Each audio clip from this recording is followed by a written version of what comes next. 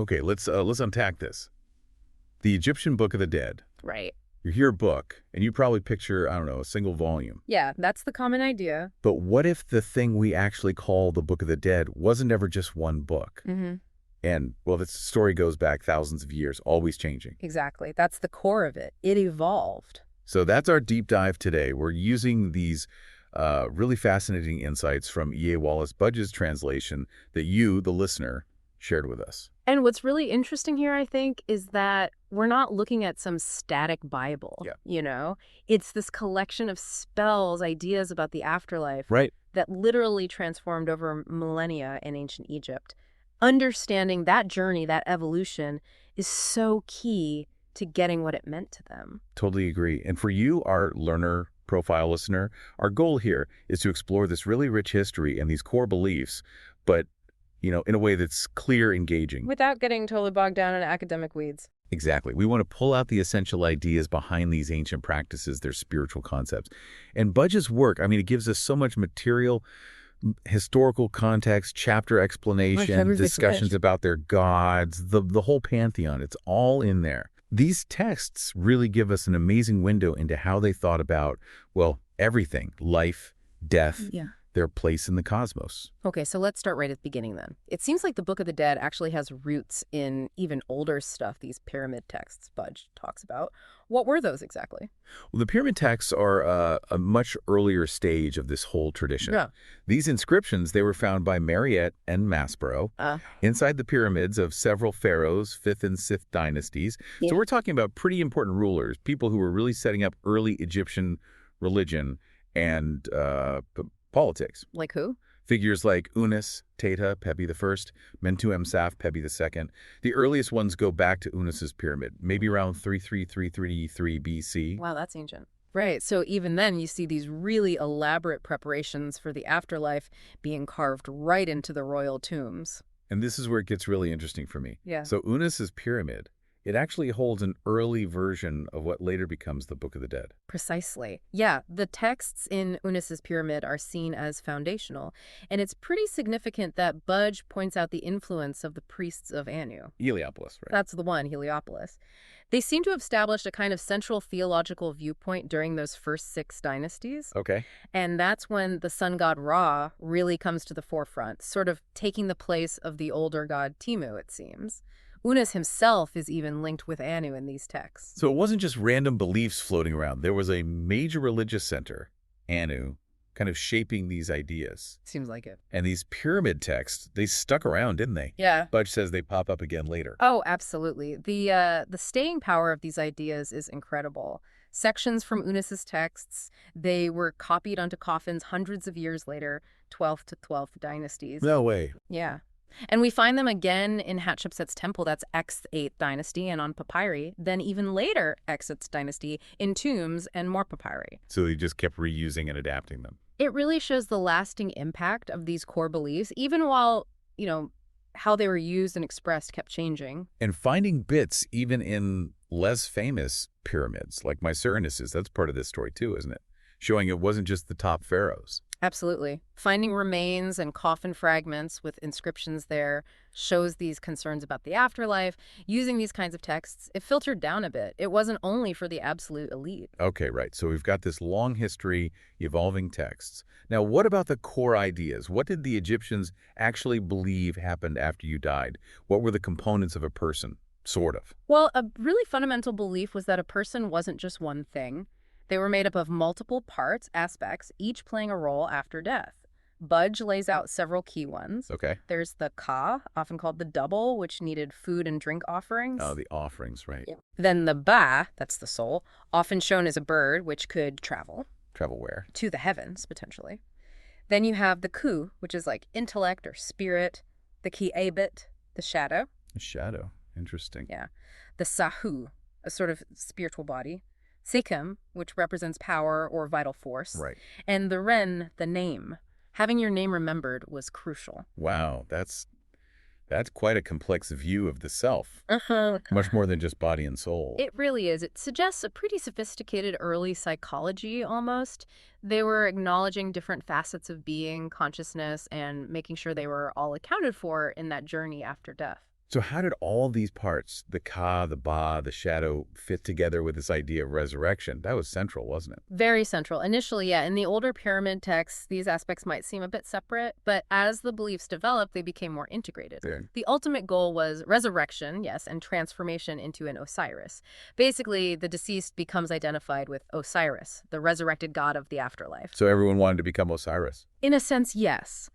Budge notes that any honors paid to the mummy, the physical body, were believed to be received by this emerging Osiris aspect of the person. I see. And the Sahu, that spiritual body, once it gained knowledge and power in the afterlife, could ascend to heaven and live among the gods. And the ka, that double needing food in the tomb that really connects with a lot of the imagery we see, doesn't it? The tomb paintings, the offering tables. Definitely. The ka needing sustenance is a huge part of their funerary practices. It implies this ongoing link between the living and the dead. Responsibilities continued. Keeping the ancestors happy, basically. Sort of, yeah. It likely reinforced family ties, obligations across generations. Right. Meanwhile, the ba, the soul bird, could fly off, travel to the heavens, maybe visit the world of the living. Right. And the kaibit, the shadow, was always thought to accompany it.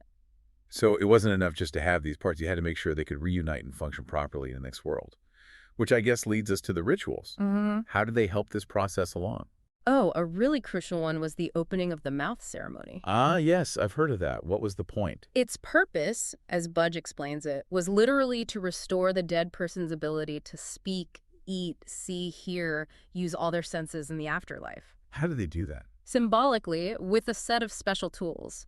Each tool was meant to open a particular sense or part of the body, like the seber instrument for the mouth, the peshin kef, maybe for limbs. It shows how meticulous they were. Making sure the person was whole again for the next life. Exactly. Various priests were involved. The kurheb, the sem priest, and often the eldest son had a key role to play, too. That's a very active way to prepare someone, giving them back their senses almost literally. And the Book of the Dead itself, the texts, were there specific chapters or spells that were vital for this transition? Oh, definitely. Chapter Siphons is a really key one. Budge highlights. It's complex, apparently had lots of different interpretations even back then. It talks about the great god in Kimenu, this double lion god. And it describes the deceased transforming into a divine hawk, linking them with Horus, with Osiris. Powerful stuff. Becoming a god, essentially. Or at least taking on divine attributes. And then, of course, there were the amulets. Hugely important. Ah, yes. The scarab beetle. Everyone knows the scarab. Absolutely. The scarab, often made of, green stone, frequently had the chapter of the heart inscribed on its base. Chapter of the heart. Yes, a spell meant to prevent the heart from testifying against the deceased during judgment. It was placed on the mummy, symbolizing rebirth, new life. Makes sense. Another really important one was the Tet amulet, or Gijed pillar. That represents stability, endurance, and it's strongly linked to Osiris's backbone, symbolically, protection. Stability for the journey ahead. Precisely.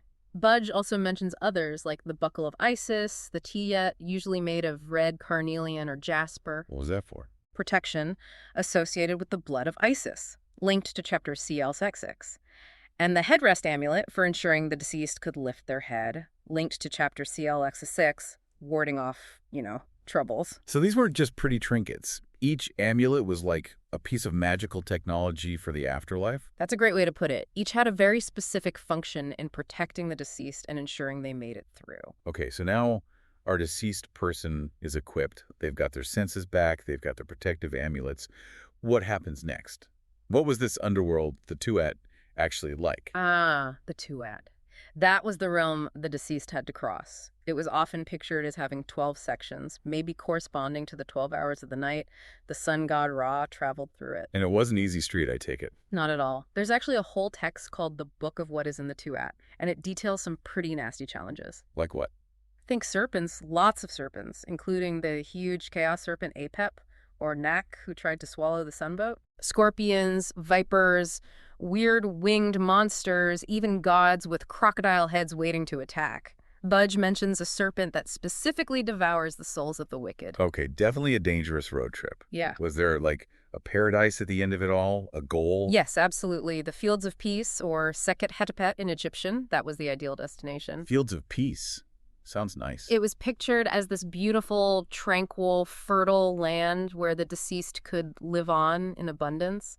You see Ani and his famous papyrus plowing and reaping there. Just, eternal, idyllic farming life. After facing down giant snakes, that sounds pretty good. Doesn't it? And certain places on Earth were seen as connected to this realm. Abtu, or Abydos, was super important, linked with Osiris, seen as maybe an entrance point to the Tuat. Okay. And Budge mentions Ristau as the gate of the funereal passages, another key gateway. So a hazardous journey, but with the potential for this peaceful reward if you navigate it successfully. Now, all of this, the rituals, the journey, the gods helping or hindering, it's all tied up with how they understood the divine, right? Mm-hmm. What does Budge say about their ideas of God or gods? Right. He starts by looking at the Egyptian word neater.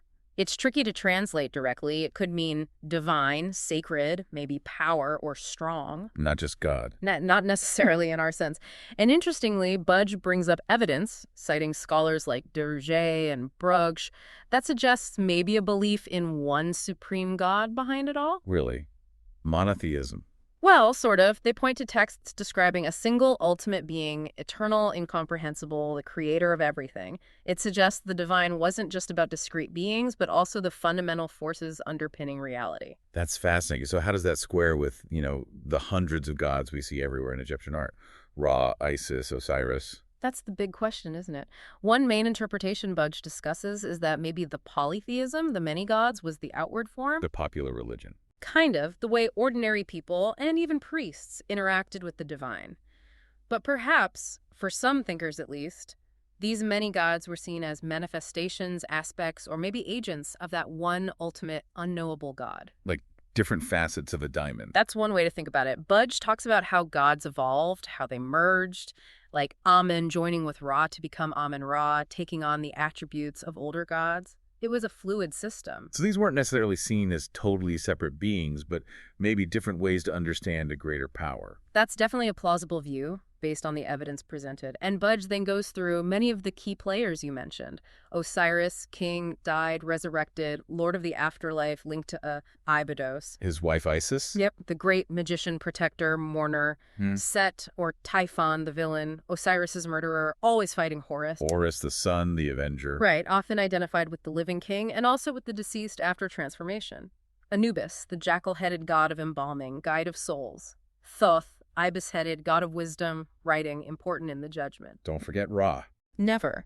The sun god in his different forms, Khepera at dawn, Ra at noon, Timu or Atum in the evening, Ptah, the creator god of Memphis, Shu and Tefnut, the first pair born from Ra. Nut and Seb, sky and earth. Exactly. Hathor, goddess of love, joy, music, also identified with the Eye of Ra, Amsu or Min, the god of fertility and generation, Watchit, a cobra goddess, form of Hathor, and the bad guy, Epep, or Nek, that chaos serpent, enemy of Ra. It's a huge cast. It really is a complex cosmic drama. And I was really struck by that bit Budge mentions, that old tradition from Unus's pyramid. Yeah. About the dead king hunting and eating gods to absorb their power. Yeah, that's pretty visceral, isn't it? Definitely. It really highlights this ancient idea that power could be physically consumed, that the deceased king needed the strength, the magic, the essence of the gods themselves to thrive in the afterlife. A more primal concept, maybe. From eating gods to facing judgment. Seems like a major shift.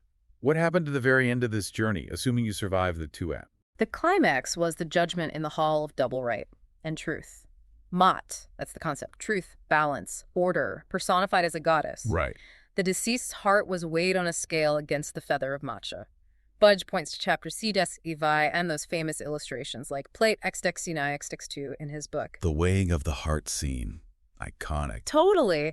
And the deceased had to stand before 42 assessor gods and recite the negative confession. Which was? Basically a long list of I have not done X, I have not done Y, declaring their innocence of various sins, stealing, lying, murder, blasphemy, all sorts of things. On test of morality. A big one. And if your heart was heavy with sin, heavier than the feather, well, that wasn't good. What happened then? Amendment was waiting. This terrifying monster, part crocodile, part lion, part hippo, the devourer of the dead, she'd eat your heart, and that was it. Oblivion.